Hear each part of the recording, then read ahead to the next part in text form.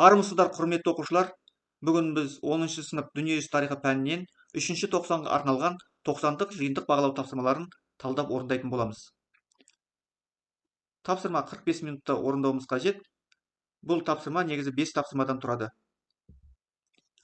Бірінші тапсырмада Германия мен КСРО-да болған тоталитарлық жүйелерге тән терминдер мен ұғымдарды тауып, жүйелердің мықты және әлсіз жақтарын анықтауымыз қажет. Екі кестені толтырамыз. Екінші тапсырмада суреттерге қарап, орта ғасырлық қандай жорықтар мен жаулаулар екенін анықтап, олардың себептерін кестеге толтыруымыз қажет етеді. Үшінші тапсырмада төмендегі мәтін негізді сұрақтарға жауап беріңіз. Континенталдық блокада бойынша А, В, С нұсқалары бойынша дұрыс жауаптарымызды толтыруымыз қажет. Төртінші тапсырмада Версаль, Вашингтон мен Ялта, Потсдам жүйелерінің бейбітшілік жүйесі тиімді, тиімсіз болды. Осы мәселеге қаншалықты келісесіз, соны жазуымыз қажет. Бесінші тапсырмада мәтінмен танысып, Шығыс Еуропадағы барқыт революцияларының мазмұны туралы кестеге талдау жасауымыз қажет. Онда, құрметті оқушылар, жұмысымызды бастайық. Бірінші тапсырма бойынша дұрыс жауабы командалық және әкімшілік жүйе ауыл шаруашылығын жаппай ұжымдастыру болады.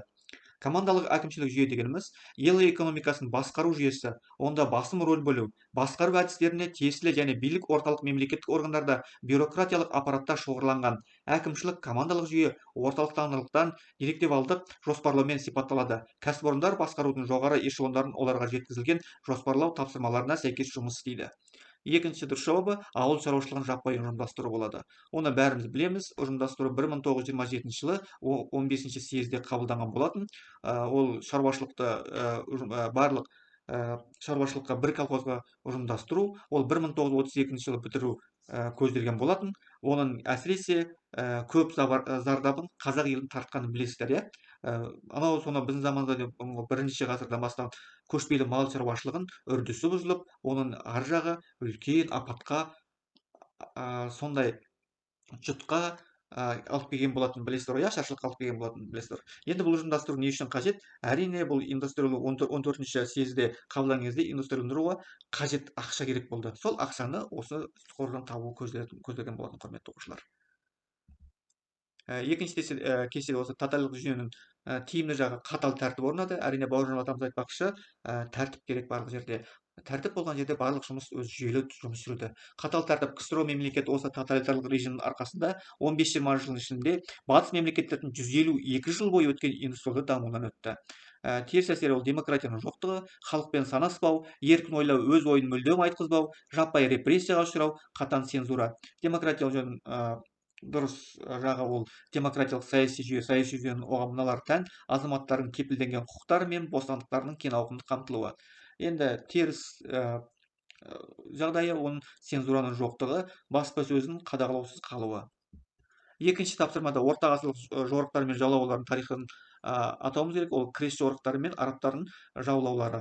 Саяси себептері: христиан дін абыройын көтеру, арабтарды бір орталықтан басқарылатын империя құру. Экономикалық себептер: жердің жетіспеушілігі, араб мемлекетінің байлығына қызығу, арабтарды сауда-саттық жолдардың барлығын өз қолына ұстау. Әлеуметтік себептерді: кедей халықтың жағдайын жақсартамыз, жұмақтағыдай өмір сүресіңдер деп алдауы. Арабтарды ислам дінін тарату, араб халықтарының бір ту астына біріктіру. Бұл жерде біз білеміз, ең сондай қатыгездік жасаған крест жорықтары болатын, иә? Ол крест жорықтары, құрметті оқушылар, сіздер білесіздер, 8 крест жорығы болды. Бірінші крест жорығы 1096 жылдан бастап 1099 жылдар болса, 8-ші жыл крест жорығы 1270 жылғы болатын. Бұл крест жорықтары негізгі олардың халыққа жеткізген сондай үндеуді айтқан кезде арабтарды қасиетті мекеннен азат ету болатын. Бірақ негізгі оның негізгі мәселесі, ар жақтағылар оның тек қана байлықты көздегенін аңсағанын біз білеміз, иә? Оған дәлел ретінде 3-ші Иннокентийдің сонау Константинополь қаласын үлкен кішіден еңбектеген балаға дейін үлкен кісіге қарамай, жастарға қарамай, әйелдерге қарамай бәрін қырып жойып жіберуі, Константинополь жорық жасаған кезде біз содан білетін боламыз. Әрине, бұл жорықтың арқасында Европалар өздеріне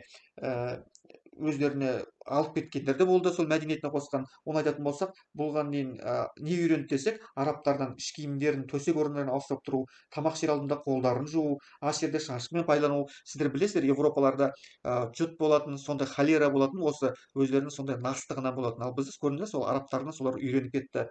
Және тағы да айна жасау, жібек мата тоқу, металды сапалы өңдеу деген сияқты осы жорықтардан олар үйреніп алды деп айтуымызға болады.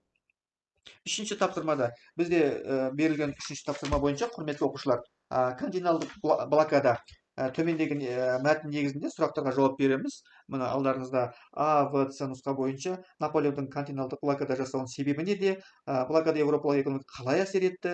Еуропада капиталистік қатынастардың дамуына континенталдық блокаданың салдарын дәлел келтіріңіз деген болатын. Мына осы дұрыс жауаптар алдарыңызда көрініп тұр, құрметті оқушылар. Төртінші тапсырма бойынша бізде төртінші тапсырмада Версаль, Вашингтон және Ялта Потсдам жүйелерінің бейбітшілік жүйесі тиімді, тиімсіз болды, осы мәлеге қаншалықты келісесіз, соны жазыңдар деген берілген болатын.